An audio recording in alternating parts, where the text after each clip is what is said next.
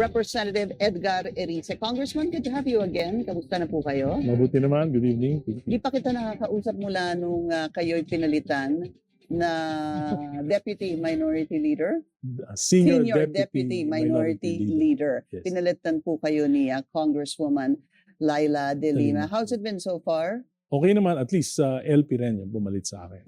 Hindi naman po kayo nag-away-away, wala namang po problema na si Congressman Laila ang pumalit Wala sa namang inyo? problema sa minority. Ang problema kasi yung majority talaga gusto nila kontrolado nila yung minority. Kontrolado ho ba nila si Congresswoman Laila? Well, yan yung kaya nga ay Kontrolado yon. Pero ito makikita natin mga kaibigan itong si Congressman Erice, pinalitan siya dahil hindi siya kontrolado. Ang pinalit sa kanya si Laila De Lima dahil ay kontrolado. Pero pareha sila na LP. Ang kagandahan lang sa dalawa ay magkaiba. LP na kontrolado at LP na hindi magpakontrol. Ito si Congressman Erice. Parehas to kay yung nangyari kay Congressman dati Marcolita na sa mga komitiba na doon siya kasali sa mga committees, itinanggal siya dahil parang ganun din, hindi kontrolado. Hindi magpapakontrol. Pero itong pinalit sa kanya, ibig sabihin, siya ay hindi magpakontrol dahil yung minority ay kailangan kontrolin ng majority. So ibig sabihin, yung pinalit ay kontrolado. Pero ang kagandahan lang, parehas sila na LP. Ang kaibahan lang, kontrolado at saka hindi magpapakontrol. Yon. minority leader Nonoy Libana na hindi niya na kaya yung pressure sa taas. So kaya kailangan ng palitan ako. Sino kaya ang nasa taas ang nagbigay ng pressure? Sino kaya? Ang speaker ba? O ang prinsipe ba ng palasyo? O ang hari ba ng palasyo? Ang sinasabi ni Congressman Erice na nasa itaas. Ang tanong, tayo na lang dito ang bahalang sumagot dito mga kababayan. Basta tatlo, ang speaker, ang prinsipe, o ang hari ng Malacanang. Ang sinasabi ni Erice nang nagaling sa itaas ang pressure. Balikan po natin, naging maingay ho kayo. Yes, of course. Alright. I did my job. Criticizing the government. I did my job to provide check and balance. Yan naman dapat ang talagang trabaho ko. Kaya nga pinalitan ako dahil ginawa ko yung trabaho ko. Okay, and do you Yun lang. Pag magtrabaho ka, papalitan ka. Pero hindi ka magtrabaho, steady ka lang dyan. Pambira gobyerno to. Pag yun napabasihan itong sinasabi ni Congressman Erice, mga kababayan, ako po, ang labo. Pag sino pa yung masipag, iyon pa ang papalitan. Kung sino yung wala naman lang sariling iniisip niya, kundi abay-abay na lang, sama-sama na lang kung saan yung agos doon din pupunta. Kumbaga walang sarili, walang initiative. Sabihin na natin na gano'n, pag itong congressman na walang initiative, dalawa lang papuntahan mo. Makalimutan ka or steady ka lang dyan. Huwag gagawin ng trabaho. We asked you today because of meron pong oral arguments tomorrow and maganda pong balikan yun dahil baka po marami na rin nakakalimot at there are petitions before the Supreme Court questioning this unprogrammed appropriations or UA Pero bago po yun, related po ito kasi sinabi ngayon ni Ombudsman Boying Remulla that plunder charges are being readied against the former Speaker, Martin Romualdez, and the former Senate President, Chis Escudero. What's your reaction to that, sir? Ay, marami ng pangako na napako. So, ano na yan, hindi na kapani-paniwala. You don't believe it at Ay. all. No. Naku pa, Rimulya, paano to? Si Rizzy hindi naniwala sa'yo. So, anong tawag doon yung mga sinasabi-sabi mo pala dyan? Di parang pautot lang? Parang ganun. Ganun pagkakaintindi ko dito sa sinasabi ni Congressman Rizzy. Yung 19th Congress, lahat involved eh. Lahat involved ng yung leadership, both houses and Senate and the House involved dyan. So, yung cabinet members involved dyan. O dito ha, both houses sa Congress involved, mga secretaries involved, paano yung executive?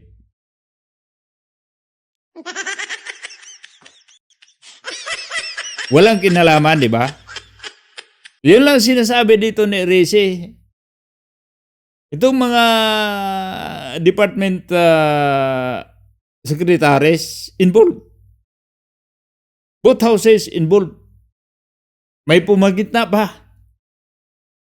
May mga ano-ano pa yung tinatawag dyan. Yung small committee. Sino-sino mga tao dyan?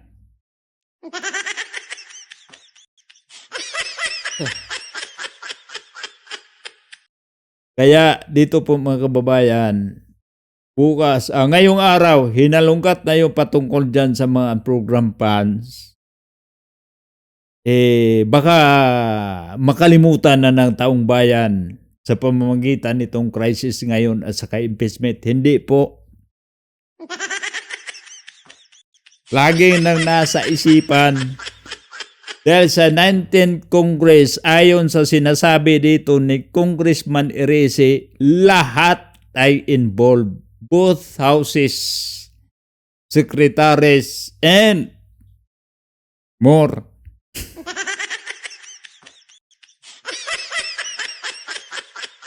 Tawa-tawa lang tayo dito mga kababayan ha. Tayo pang ninakawan, tayo pang tumatawa. Sige lang, sige lang.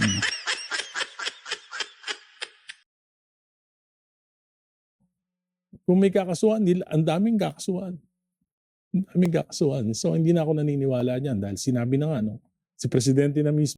Kaya nga ha, pag may kakasuhan, maraming kakasuhan, pero sinong binabandera ngayon ni Rimulya?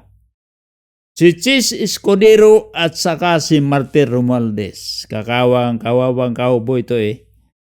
Parang sacrificial lamb to. Dalawa. Hanggang dyan lang. Kay Chis at saka Martin Romualdez. Yan lang. Wala nang lalampas doon. Si Saldico, hindi naman mahanap. Kahit alam nila kung saang banda si Saldico, hindi nila mahanap. Dahil napakadelikado pag maharap dito si Saldico. Pero pag wala si Saldico, ito lang dalawa. Escudero at Romualdez. Hindi nalalagpas doon, hindi abot sa hari. Para tong mga kawawang cowboy may baril, wala namang bala.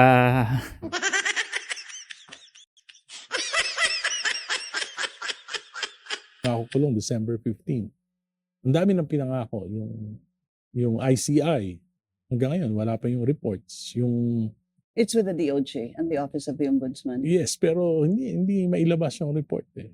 Tapos yung Independent People's Commission na pinangako ni Presidente na ginawa niyang priority legislation, hindi rin naman natuloy. Marami siyang mga reforms na pinangako para pagtakpan itong the greatest heist in the history of national budget and infrastructure, hindi naman natupad. Yun. Yun talaga. Pinakakurap. at saka pinaka-best na cover-up. Natural talaga, pinakakurap mo kung paano tambakan. Kumbaga sa ibak ba, kung gaano kabaho, ganun din kakapal ang itatabon mo, tabunan mo para hindi sisingaw yung amoy, di ba?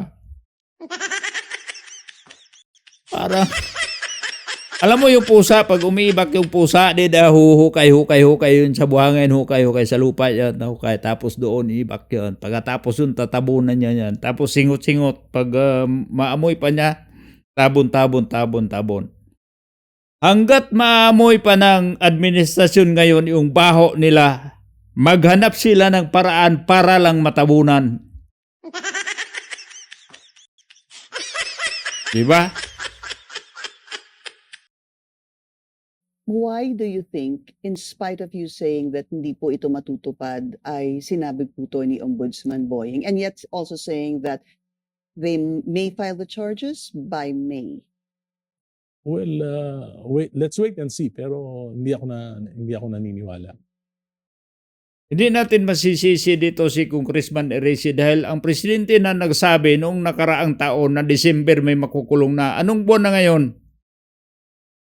April na. Tapos ito naman, nangako naman si Remulla, by May mayroon na. Kaya nga ayaw na umasa dito ni Eresi. Nadala na kasi.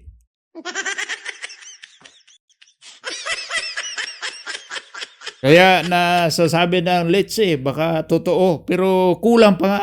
Sabi nga niya, lahat ay involved.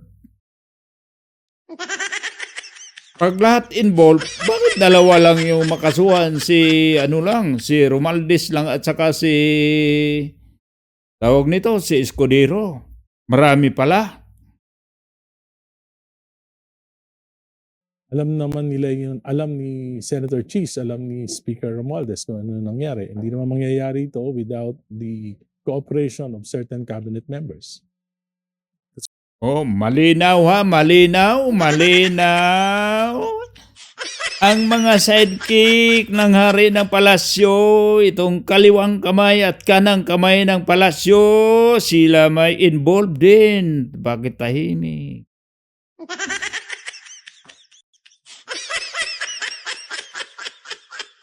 Ito, makikita mo dito sa Remulla, oh. Ngiting tagumpay eh. Parang diablo. And Senator Ping Lacson refused to invite Executive Secretary Lucas Lucas Bersamin and Adrian Bersamin, despite na siya mismo nagsabi na involved ito sa itong dalawa na ito sa flood control mess. Ano bang masahan natin ni Lacson na si Lacson ay isa sa mga nag-cover up para hindi pa si Lacson talaga ay napag-utusan lang dagdagan pa ng tambak para hindi mangamoy yung ibak. Tagatabon nga ng baho. Paano imbestigan mo? Di lalong umaamoy, huhukayin mo yung baho, tatabunan. Kailangan ipatawag mo yung mga tao, nakasama man yun sa ibak, itago mo yung ibak, ilayo mo yung ibak para walang maamoy. Yun si Lacson, yun ginagamit si Lacson para pang-cover up, pang-patabo ng baho. Bersamin invited together with Trigev Olivar, pero ang nagpakita po si Trigev. No. Adrian Bersamin was never invited by the Blue Ribbon Committee. I'll look into that again. Only Olivar and I think Bernardo. Yusek Bernardo. Yes, Yusek Bernardo.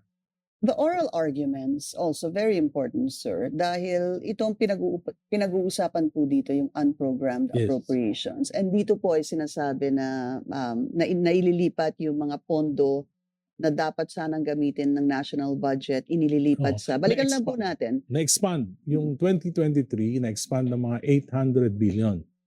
Ang proposal ng Malacanang noon sa National Expenditure Program is only 400 billion. Pero dinoble ito ng House. So naging 800 yung unprogrammed appropriations, In 2023. 2024, mga nasa 700 at nung 2025, nasa almost 400 billion. Okay. So, ang nangyari, ginamit itong expansion na to para alisin yung mga ilipat yung mga What is supposed to be program priority? appropriations, yung mga foreign assisted, inilagay sa unprogram. Tapos pinalitan ito ng mga paborito ng mga congressman, yung mga saka ng mga senador, yung mga flood control, yung mga cat's eye, rock netting, yung mga malalaking Solar lamps. yan, yung mga malalaki ang kickback. So yun ang ipinalit. So naging na-expand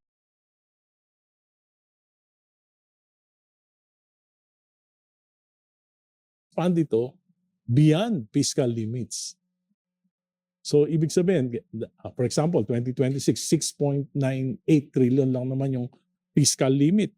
Ito lang yung may... 6.793 trillion. So, ito yung may source of financing, definite source of financing. Yung 150 na natira doon sa 300 billion na proposal ng Malacanang, walang definite source of financing. Yun yung sinasabi na namin na ang budget kailangan bukod sa budget of expenditures, dapat may definite source of financing.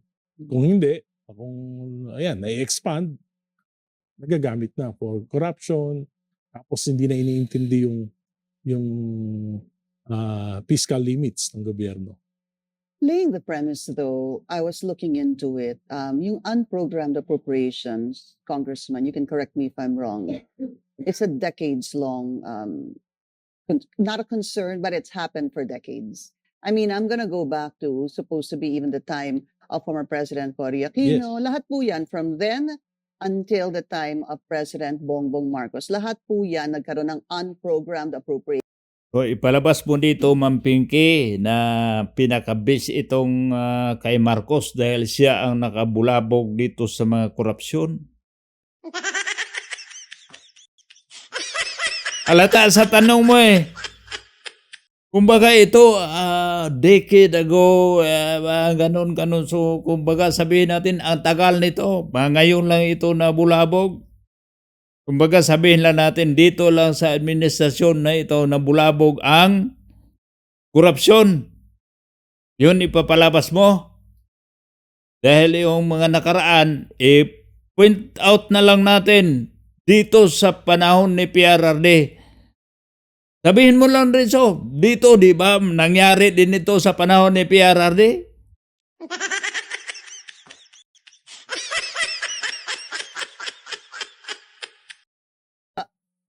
Difference would be that in the past, maybe 2 administrations, it skyrocketed. Kumbaga, yung iba, the former presidents, maliliit lang. Not Pinky.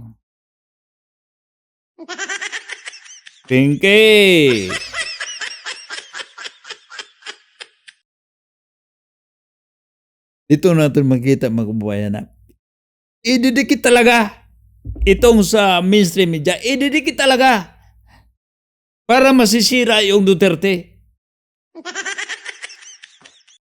Hindi naman to ang punto nila pero slightly ididikit. Dikit talaga.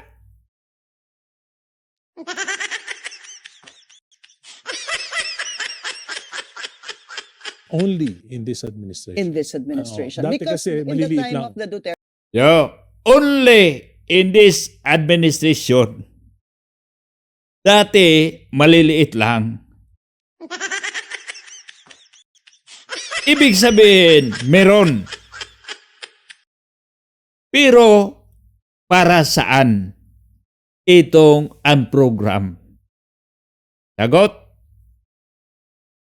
sa build nila. Yes, pero hindi, maliit lang yung mga program appropriations kasi talagang contingency lang.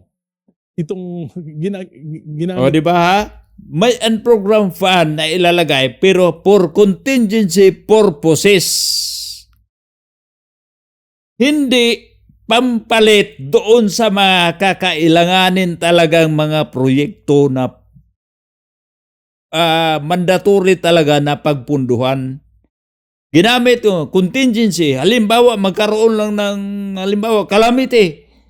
Ito, bubunutin natin to. Saan natin nun kukuha to? Halimbawa, itong mga unprogrammed funds. Ito kasi sa pagkakaintindi ho natin, ito kasi yung mga fund na kailangan pa natin na mangutang. Kung halimbawa, magkaroon ng calamity dahil contingency yon. Pag halimbawa, anong mga disaster, man-made ba or natural disaster ba? Halimbawa, magkakulang-kulang. Halimbawa, makapangutang tayo, yun mapupunduhan. Pero wala naman, so walang problema dahil contingency lang. Dahil may mga calamity fund naman lang tayong nakalaan. Pero ito ang ginagawa simulat dati hanggang kay Pangulong Rodrigo Roa Duterte. Ito lang nangyari ngayon na administrasyon. Ayon dito sa salaysay ni Congressman Erese, hindi naman sinasabi natin na maniwala tayo 100% kay Congressman Erese, pero ganun pa naman, may tiwala naman ako dito sa Congressman dahil nagtatrabaho siya. Kaya sa kanyang sipag sa kanyang trabaho, kaya tinanggal siya bilang senior deputy speaker. Dahil siya ay nagtatrabaho. Binabalansi lang niya ang birokrasya, binabalansi lang niya ang demokrasya sa institusyon. Kaya siya ay tinanggal.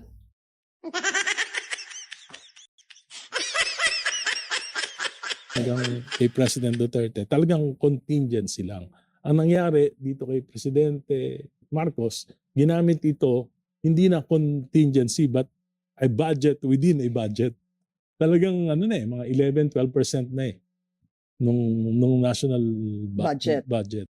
Pero mo, 11, halimbawa national budget, abot na tayo ng trilyon, 6 trilyon. Imagine sa 11 to 12% sa 6 trilyon. Yun ang nila, palusot nila.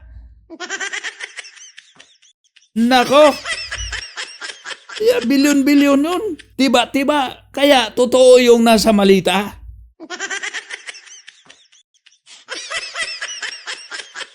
Hindi naubos sa rock knitting, hindi naubos sa cat's eye na project sa DPWH. Hindi naubos.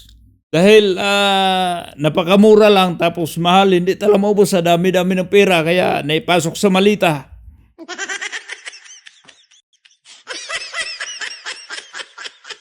Petitions before the Supreme Court, and I understand these 4 petitions coming from different groups. Yung isa, even from former Congressman, the late, hindi ho ba? Yeah, the late. Edsel Edsel Lagman. May isa din from former Senator Coco Pimentel Yes. and Pantaleon Alvarez, Yes. Congressman, a civil society group, and then you're the 4th one together with Yes.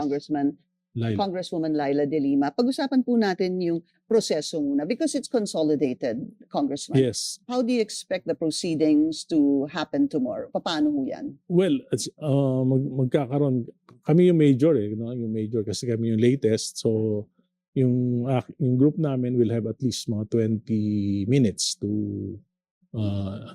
expound on our arguments. Tapos mga 10 minutes yata yung the other. Kasi meron din namang hindi na interesado. Meron ng mga hindi interesado na to pursue their petition. At pagkatapos nun, bibigyan din ng chance naman yung Solgen to argue for another 30 minutes. Then yung meron mga mga amicus curiae. So there will be Experts. who of will the be court. talking about this. So The yun yung substance, procedure. Yeah, the substance is... Pero I cannot talk about baka ma-subjudice ako. Ma-subjudice ako.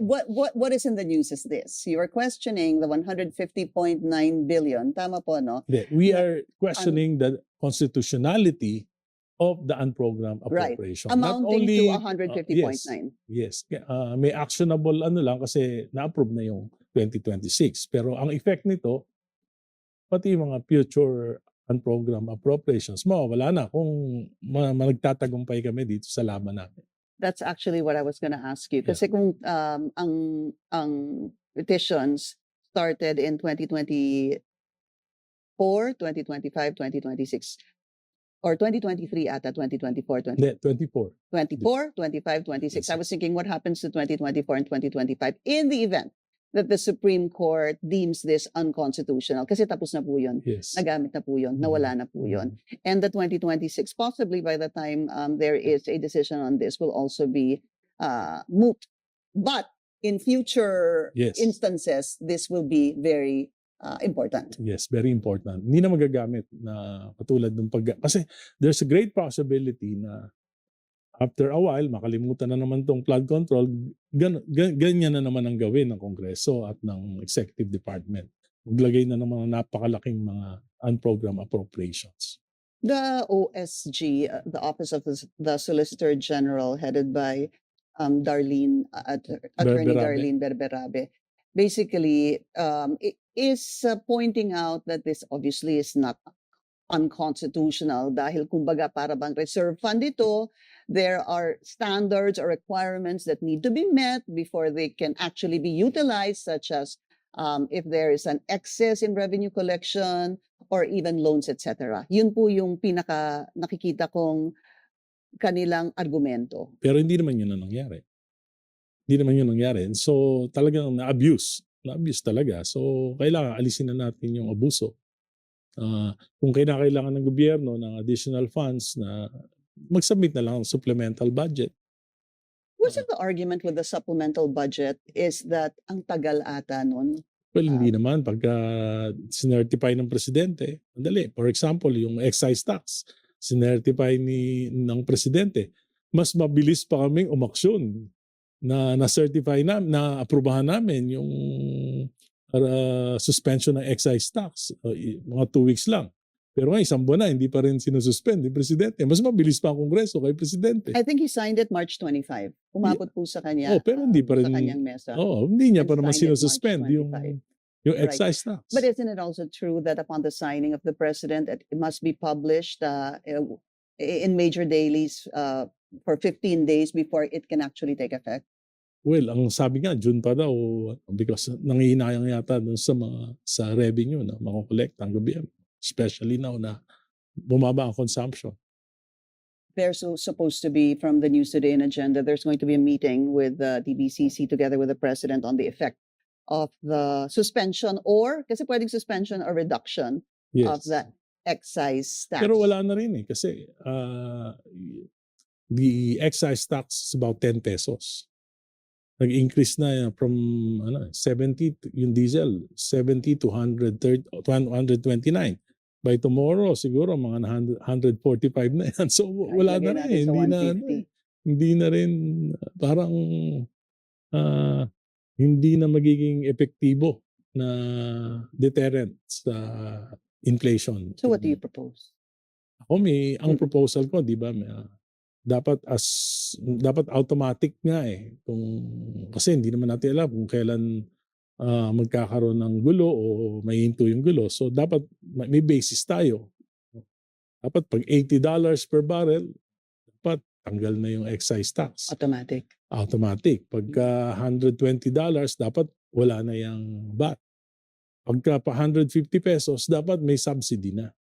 Ako nga, ngayon nakikita ko mas radical na ngayon yung aking suggestion kasi I was talking to some experts, sabi nila pag umabot tayo ng mga 145 to 150 pesos ang pump price ng diesel, na yun yung pinakamalaking ginagamit natin, transportation, agriculture, fishery, kuryente, tubig, lahat yan. Manufacturing, diesel talaga yan. So we're consuming around 19 million liters a day. So, pagka ganyan ang presyo, magkaka-crisis na yung ekonomiya natin. Baka yung ating inflation is papalo na ng mga 5 to 6%. At ngayon pa lang, makikita mo naman yung bigas, nasa 62, 65 pesos na yung mga ordinaryong bigas. Pagkatapos yung manok from 170 to 220, yung baboy from 280 to 360, 380. So, bali wala na yung sweldo. Yung minimum wage earners natin, ang pinakamarami, yun yung pinakatatamaan nito. Kaya ang suggestion ko, dapat may price cap. Kung isa-subsidize ng gobyerno, yung, at least yung sa diesel, for 6 months, At what cost mga 300 billion. per liter? No, To subsidize 70, it. 70 pesos. To be clear, to cap it at 70 70. pesos. Okay. Subsidize na ng gobyerno. Yun ang aking pinag-aaralan ngayon at ipa-file ko siguro within the week. Okay. 70 pesos. Pagkatapos, that would require the government 320 billion para ma-subsidize for the next 6 months. At 6 least, na buwan po ito. 6 Okay. months. So, hindi tataas yung inflation, hindi masyadong tataas yung presyo, at hindi maapektuhan yung trabaho, hindi maapektuhan yung negosyo. Ngayon, pag bumili ka ng diesel, yung volume, tinanong ko rin, research ko rin, pag bumili ka ng volume, mas mahal. So, for example, you're using diesel for your manufacturing company, 150 pesos na ngayon. Bibili ka ng 10, 20,000 liters. Kaya ang nangyayari, konti yung binibili. Anong ibig sabihin ng konti binibili? Konti ang production. Mm. Konti ang trabaho. Yeah. So, yung buong ekonomiya, parang magkakaroon ng domino effect. Unlike kung ikakap natin sa 70 pesos, isa lang maapektuhan. Yung gobyerno, they will need 320 billion pesos. For 6 months. For 6 months. Pero yung trillion yung nawala sa flood control, sa mga anomalous project, nakaya ng gobyerno. Kung 320 billion para sa mga pinakamahihirap natin na kababayan, bakit hindi kakayanin ng gobyerno yan? It's important to me. I know we need to take a break, but I don't want to lose this train of thought. If you are looking, just questioning the numbers that you gave me right now, ang proposal po ninyo, i-cap ito ang diesel ng 70 pesos per liter. Yes. Basically para sa lahat. Sa po yan. lahat. So everyone is affected by that. Sabi niyo po, lagay na lang po natin annually, 320 billion ang mawawala sa gobyerno 6 in months. 6 months. So that's 640 billion in 1 year. Pero 6 months lang ang... Okay. I'm just computing in my head right now. Kasi pag tinanggal po yung excise tax na 10%, hindi ho ba? Ang sinasabi nilang mawawala sa gobyerno, 200 billion? Pag inalis nila yung excise tax saka yung VAT, mga 320. Hindi pa, wala pang VAT eh. Sinama mo na si VAT Sama na ngayon. yun. Okay. Sama na yun yung sinasabi ni Senator Lacson. Pero yan, all fuel products. Hindi diesel lang. Okay. Now, that's why I was a little confused about that. Kasi inisip ko, it doesn't match dun sa Ang sa sinasabi akin nila. naman, yung diesel, yan yung major, talaga natin, ginagamit natin for transportation, for agriculture, fishery, manufacturing. So yan yung, yung gasolina naman, pag may kotse ka, okay lang yun, kaya mo na yan. Pero yung diesel, yan yung talagang pangmasa. Yan yung priority.